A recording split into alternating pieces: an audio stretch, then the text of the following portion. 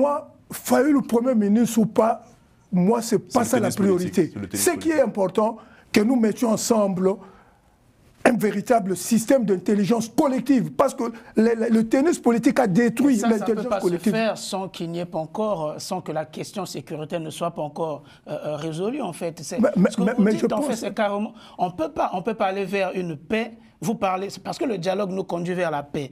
Mais est-ce qu'on peut avoir une paix alors qu'une partie du territoire reste occupée? Non, mais c'est impossible. Vous êtes le seul à avoir l'axe sécuritaire de la Senko. Personne ne l'a jamais vu. Parce que s'il faut aller vers un dialogue, la Senko qui proposait un dialogue aurait d'abord eu le courage de nommer le mal, c'est-à-dire nommer le Rwanda, nommer le M23, et là, aujourd'hui, Kabila.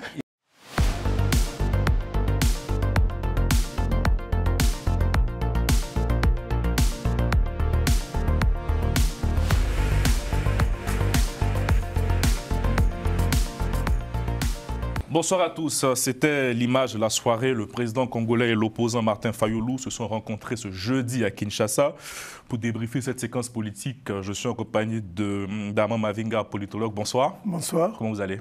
Bien. Et vous? Très bien, très bien. Okay. Christos Mukendi, président du CPG. CPG, c'est Congo Prospère et Grand. Bonsoir Christos. Et le docteur Ben Luther Touré, enseignant à l'université Paris-Nord-Sorbonne. Bonsoir docteur. Bonsoir Carlyle. Monsieur, quelle a été votre réaction lorsque vous avez vu ces images, Christos? En tout cas, une réaction on va dire d'espoir, hein, d'enthousiasme en tant que Congolais. Plusieurs acteurs appelaient ces dialogues, on va dire. Et quand je dis dialogue, je ne parle pas d'un format où les gens viennent se retrouver avec un agenda pour se distribuer des postes ou quoi que ce soit, mais en tout cas cette ouverture où, en tant que fils du Congo, nous savons parler des problèmes qui sont nôtres et pour trouver des solutions. Et donc, j'ai toujours préconisé cela et j'ai même moi-même, que ce soit dans les événements que j'organise, il y a même des membres de l'opposition qui viennent pour discuter parce que j'estime qu'il y a des choses qui transcendent la politique. C'est la patrie. Lorsque la patrie est menacée, on oublie les agendas politiques, on oublie que moi je suis au pouvoir, on oublie que moi je suis président élu, tout ça et comment voler ma place, etc. Tout ça, on se met ensemble, on parle de ces Congos-là qui nous unissent tous, ces Congos hérités de nos aïeux et que nous devons léguer entiers dans ces frontières de 1960 à la postérité. Et donc, j'ai salué personnellement en tant que jeune, hein, en tant que politique, en tant que Congolais, cette ouverture du président Fayoulou et du président de la République. Et j'invite par la même occasion tous les autres, hein, on en parlera. Donc, à pouvoir emboîter le pas. Et j'ai surtout aimé ce qu'il a dit, c'est qu'il est impératif que nous puissions former ce qu'il a appelé le camp de la patrie. C'est une très belle formule. Oui, le camp de la patrie, parce qu'en face, il y a un camp anti-patrie, un camp qui prône la balkanisation, un camp qui prône la division, qui fait l'apologie du tribalisme. On nous invente des histoires contre les Tutsis, contre les Swahiliphones, des histoires à dormir debout, tout ça pour nous diviser. Et donc, il est important que tous ceux-là qui ont l'unité nationale comme credo, leitmotiv de leur action, puissent se manifester au-delà des divergences politiques pour lancer un message d'unité à notre peuple pendant ces moments troubles. Merci Christos. Cher doyen, oui. Je vous vois sourire déjà. Oui, j'ai suivi avec une certaine joie cette rencontre parce que n'oublions pas que nous sommes le monde. Et le monde, notre démocratie est fondamentalement une démocratie du dialogue et du consensus. Et dans ce contexte-là, j'apprécie tout ce qui contribue à l'unité nationale, à la cohésion nationale, je ne peux qu'apprécier. Mais je suis obligé, vous avez vu que deux camps se sont formés à travers la rencontre de M. Tshisekedi avec Fayoulou.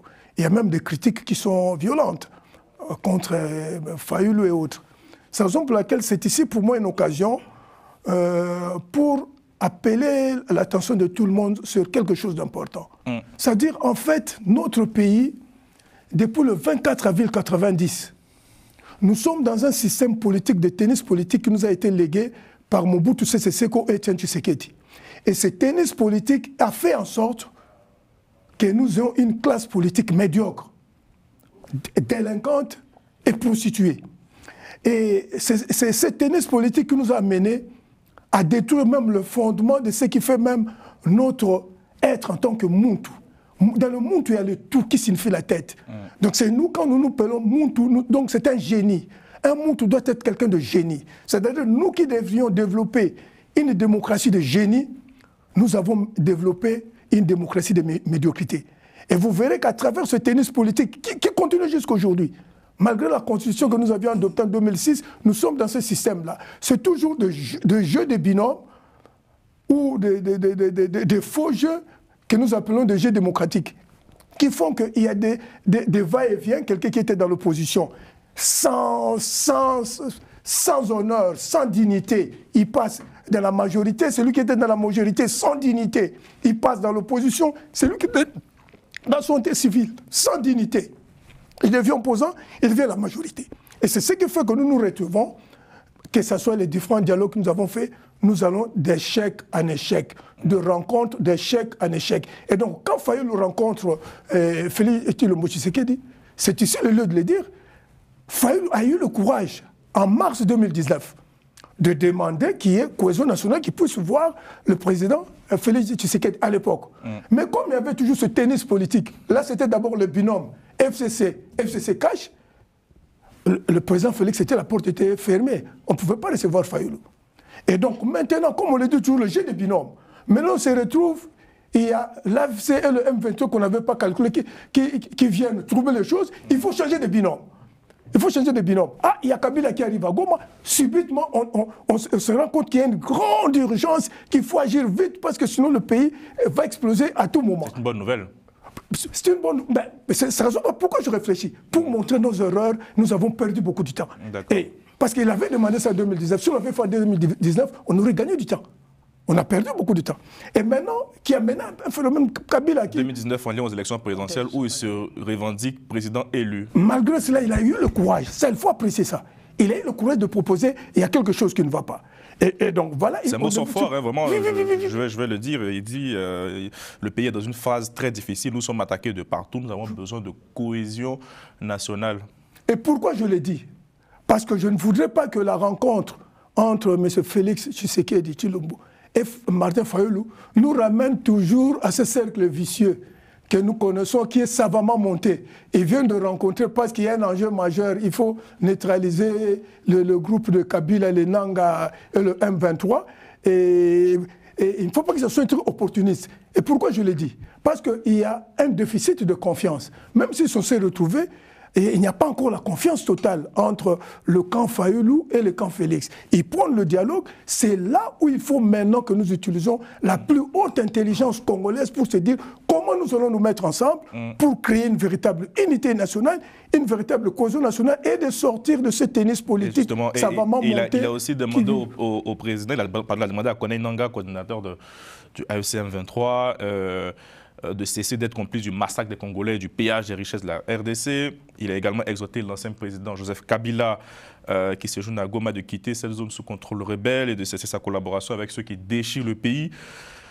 Mais si on ne va pas réécrire le passé, mais Ben Luther, on se rappelle qu'il a écrit une tribune, il a co-signé une tribune, pardon, avec Joseph Kabila, Moïse Katumbi, Delis Sesenga. Est-ce que, la rupture est actée, 2, c'était une mauvaise stratégie? Est-ce que vous l'avez compris, ce rapprochement avec Joseph Kabila? Alors, surtout pour lui, personnellement, Martin Fayoulou. Hein. D'abord, très rapidement, vous savez, Carlyle, il y a un politologue français, Jean-François Bayard, qui disait que l'État en Afrique, c'est la politique du ventre. Vous voyez? Donc ça veut dire qu'en Afrique, souvent, les dirigeants politiques mettent en avant les intérêts partisans au détriment de l'intérêt national. Alors, dans le cas de la configuration, la crise que l'on voit aujourd'hui en République démocratique du Congo, je dirais, on a parlé ici de 2 camps après le discours de Fayoulou, mais je dirais même qu'il y avait déjà, on va dire, 3 camps qui se dessinaient déjà avant même ce discours. Il y avait les kabylistes, on va dire ça, on va les regrouper tous comme ça, donc regroupons les Moïse Katumbi, etc., les kabylistes. Et puis on avait le clan donc, du pouvoir. Puis au milieu, il y avait un camp qui était un peu indécis, qui était un peu dans le doute, etc. Est-ce qu'il fallait aller se pencher vers le camp du président ou il fallait aller vers le camp de Kabiliste, etc. Et ce camp, c'était celui de Martin Fayoulou.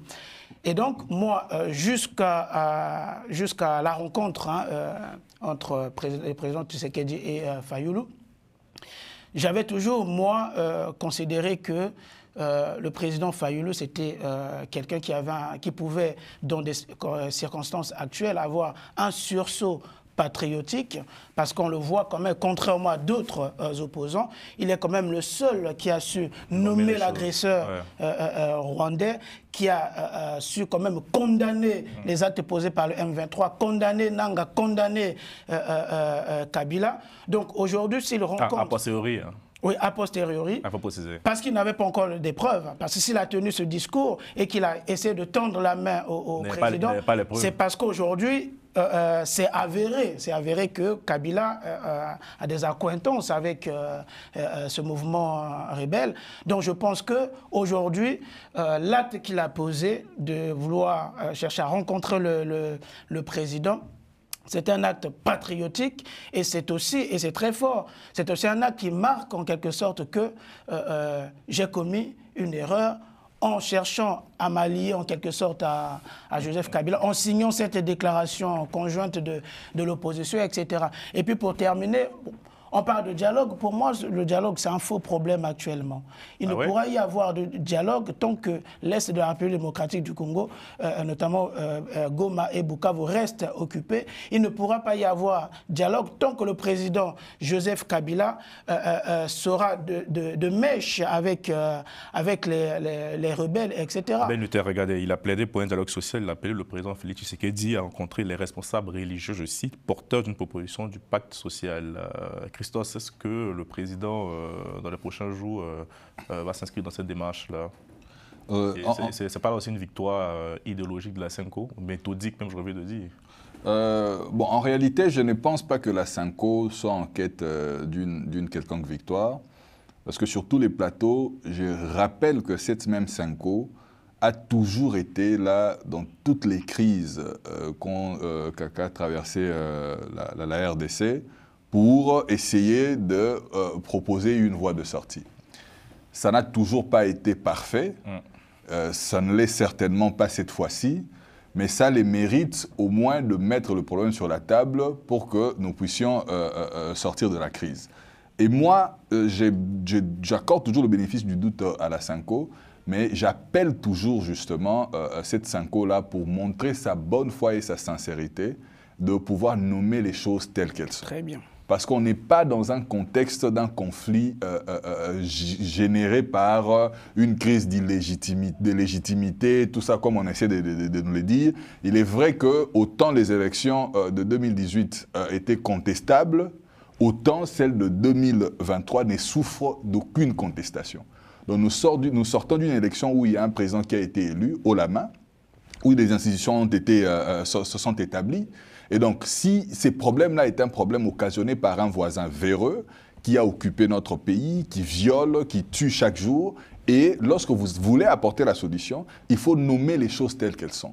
Si vous voulez mettre, on va dire, l'État face à ces gens-là qui ont pris les armes parce qu'ils sont utilisés par le voisin, il faut les appeler par leur nom, et dire c'est quoi les motivations puisque vous avez parlé avec eux. Et c'est comme ça que ces dialogues-là sera sincère. Mais j'insiste sur une chose.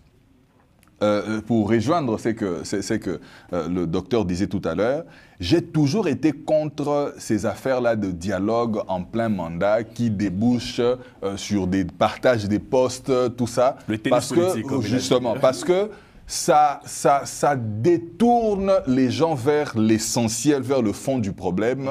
Et les gens seront là en train de positionner leur propre agenda. Est-ce qu'on va nous donner un quota qui sera nommé, tout ça et tout. Au lieu d'apporter des propositions pour faire avancer le pays, ils vont perdre le temps dans des guerres de positionnement. Dans tous les pays du monde, nous avons fait le choix de la démocratie.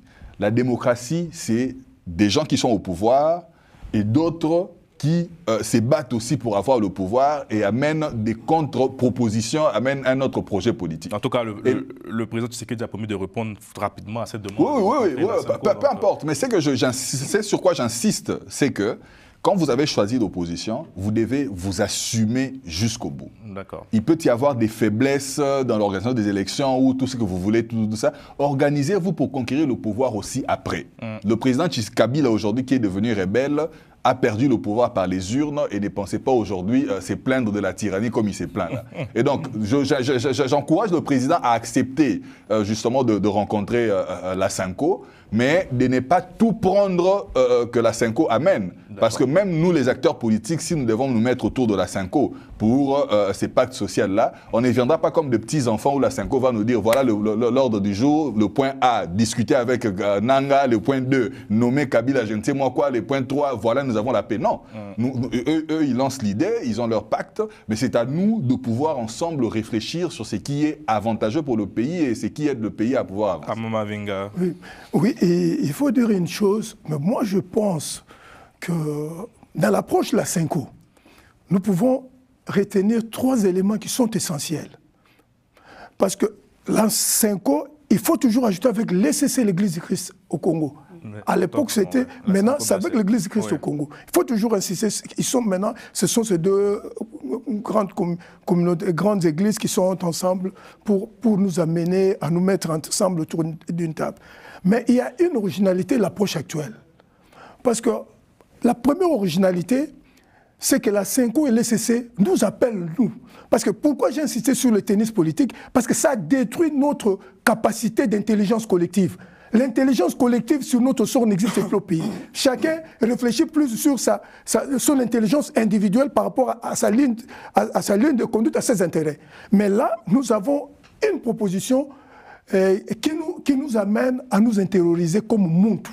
C'est ça d'ailleurs ce que les gens ont oublié. L'appel de la Sanko nous rappelle qui sommes-nous. C'est-à-dire que nous devons assumer notre identité profonde comme Muntu. C'est génie. C'est être qui doit appeler être génie. Ça, c'est la première des choses dans cet appel-là. De 2, dans l'approche de la Sanko, maintenant, ils proposent une approche beaucoup plus globale, systémique. Parce qu'ils se sont rendus compte, tous les différents dialogues que nous avions proposés à l'époque, qu'il n'y avait pas une feuille de route cohérente qui pouvait mettre tout le monde ensemble pour débattre de tous les problèmes de société, pour que nous ayons une feuille de route commune, pas une feuille de route de la Sanko de l'ECC, mais une feuille de route commune des Congolais. Ça, c'est les 2.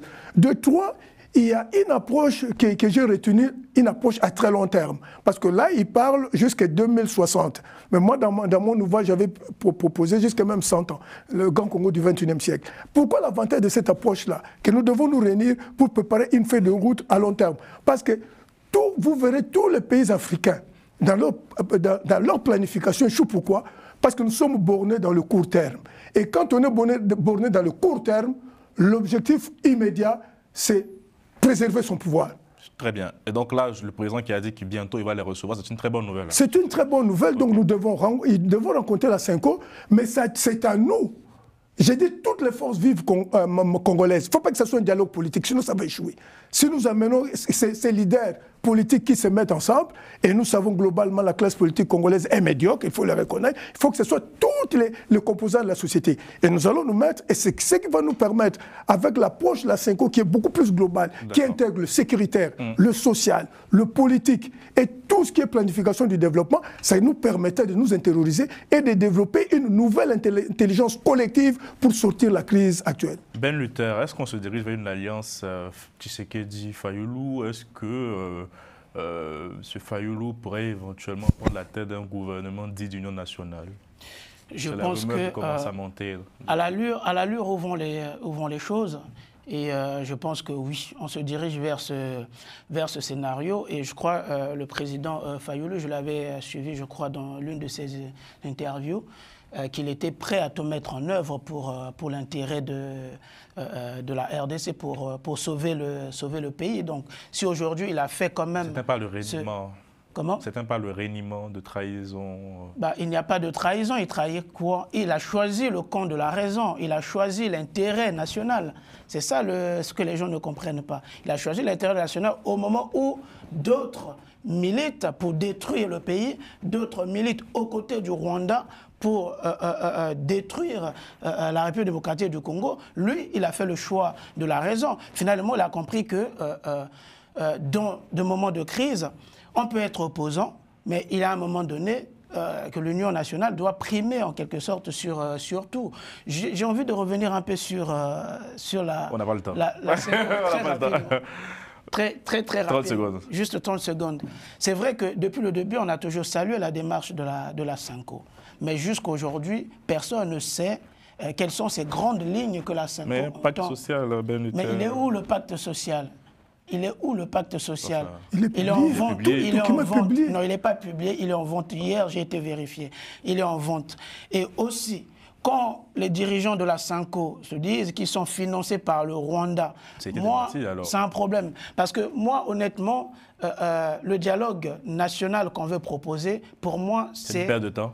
C'est de l'accessoire d'abord. La crise, elle est d'abord sécuritaire. La crise, elle est d'abord sécuritaire. On ne peut pas aujourd'hui, même si la SENCO venait à proposer ce dialogue, je ne vois pas Nanga être présent à ce dialogue, je ne vois pas Kabila être présent à ce dialogue. Et on ne peut pas aussi aller à un dialogue sans avoir opéré un diagnostic, en fait. On n'arrive pas à nommer le responsable, on n'arrive pas à nommer le mal.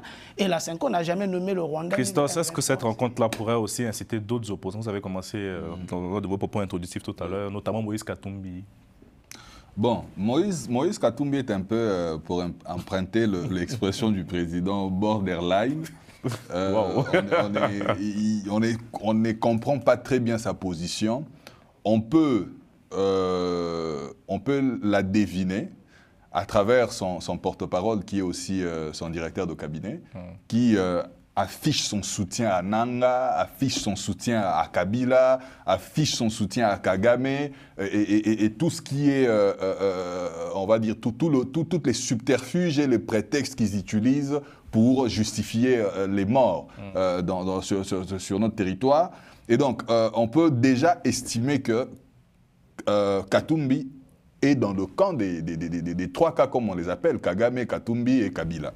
Et donc, mais cet appel-là ces gestes du président Fayoulou est censé justement amener d'autres opposants à pouvoir être dans ce qu'on a appelé le camp de la patrie, pour nous les patriotes Wazalendo. Mais j'ai rejoint encore une fois ce que dit le docteur, c'est que pour l'instant, le problème, il est sécuritaire. Le dialogue, la cohésion nationale, les consultations du président, tout ça sont d'abord pour lancer un message fort à l'intérieur d'abord, que autant on appelle la population à s'unir. Donc sur quoi peut déboucher alors cette rencontre qui a eu lieu hier? Comment? Sur quoi peut déboucher cette rencontre? Non, j'ai dit c'est important dans un pays qui est déchiré par l'agression, qui est déchiré par la guerre, que le peuple soit uni. Et pour que le peuple soit uni, le peuple doit avoir un référentiel auprès de la classe politique qui est aussi unie. Mais comme j'ai dit, ça ne va pas immédiatement arrêter la guerre. Parce que ceux-là, la SENCO a été voir les agresseurs et leurs pantins, et ils sont aussi dans le schéma de la SENCO pour un dialogue. Et ces gens-là sont à Doha dans ces cadres-là. Ils ont des revendications absurdes, incongrues, et ils vont mettre ça encore sur la table dans cette affaire-là de la SENCO pour qu'ils puissent déposer les armes, et on va encore perdre du temps. Et donc je pense que le schéma de Doha, le schéma de Washington, plus la symbolique intérieure pour lancer un message d'unité à l'intérieur comme à l'extérieur sont les trépieds pour moi qui peuvent amener à la solution qui est d'abord sécuritaire et puis après les questions politiques. Non, je voulais seulement souligner une chose. Oui. Parce que peut-être que les gens ne lisent pas tout ce que la SENCO a proposé pour le pacte social. Un des axes prioritaires, c'est la sécurité. Et ils ont raison. Pourquoi? Parce qu'aujourd'hui, il se pose un problème de la restructuration profonde de notre système de défense, de notre système de sécurité. Parce que si nous n'avons pas réussi à protéger le Nord Kivu, c'est qu'il y a un problème. Il y a eu des défaillances à notre niveau. Et donc, dans la CENCO a acté cet aspect. Et la CENCO a fait des propositions pour que nous puissions développer notre intelligence pour des réformes profondes sur le plan de la sécurité. Et même quand Fayoulou parle du dialogue et il dit qu'il faut le faire avec la CENCO et le CC, je suis convaincu qu'il a lu les documents. Donc il faut que les gens sachent que pour la CENCO aussi, l'aspect sécuritaire est très important. Et je voudrais souligner une chose que nous oublions. L'Église catholique et l'Église du Christ, ce sont les deux grandes églises de la sphère de l'intellectualité congolaise. Donc ils ne sont pas bêtes. Même s'il y a ce genre de l'AFC de M23, je vous défie, ce ne sont pas ces gens-là qui viendront manipuler la grande intelligence de la CENCO et l'Église catholique. Donc nous devons nous mettre tous ensemble dans le cadre d'une grande intelligence, comme je l'ai dit, dialogue congolo-congolais de la plus haute intelligence, pour que nous développons une intelligence collective, pour que nous mettions ensemble l'unité, la cohésion, nous réformons de fond en comble notre société pour faire face à l'agression et pour que nous puissions nous donner les armes pour vaincre nos ennemis. Donc Fayoulou, Premier ministre de Tshisekedi bientôt. Moi, Fayoulou, Premier ministre ou pas, moi, c'est pas ça la priorité. Ce qui est important, que nous mettions ensemble un véritable système d'intelligence collective, parce que le tennis politique a détruit l'intelligence collective. Ça ne peut pas se faire sans qu'il n'y ait pas encore, sans que la question sécuritaire ne soit pas encore résolue, en fait. Ce que vous dites, en fait, c'est carrément, on peut pas aller vers une paix. Vous parlez, parce que le dialogue nous conduit vers la paix. Mais est-ce qu'on peut avoir une paix alors qu'une partie du territoire reste occupée? Mais c'est impossible. Vous êtes le seul à avoir l'axe sécuritaire de la CENCO. Personne ne l'a jamais vu. Parce que s'il faut aller vers un dialogue, la CENCO qui proposait un dialogue aurait d'abord eu le courage de nommer le mal, c'est-à-dire nommer le Rwanda, nommer le M23, et là, aujourd'hui, Kabila. Et ensuite, faut conclure, messieurs. Proposer le dialogue. Moi je pense que nous ne devons pas nous tromper. Même quand le président veut proposer qu'il y ait un gouvernement d'union nationale, pourquoi il l'a proposé? C'est parce qu'il y a besoin... L'union nationale, ce n'est pas le dialogue. Non, mais je l'ai dit. Bah, si, parce qu'une partie l'union nationale, ce n'est pas le dialogue. L'union nationale, pour faire face à l'agression, ce qu'ils disent signifie que préparons-nous à prendre des armes pour aller chasser.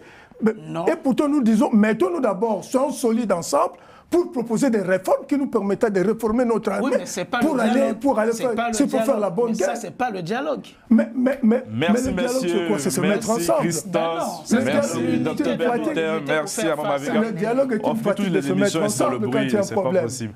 Merci à Romain, bonne soirée.